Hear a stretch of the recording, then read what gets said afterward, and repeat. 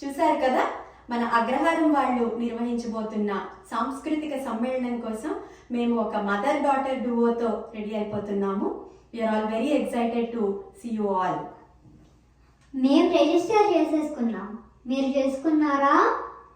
చేసుకోలేదంటే త్వరగా చేసేసుకొని వచ్చేసేయండి. సెప్టెంబర్ 14 ఆల్స్టన్ రిచ్ మిడిల్ స్కూల్లో అందరం కలుసుకుందాం.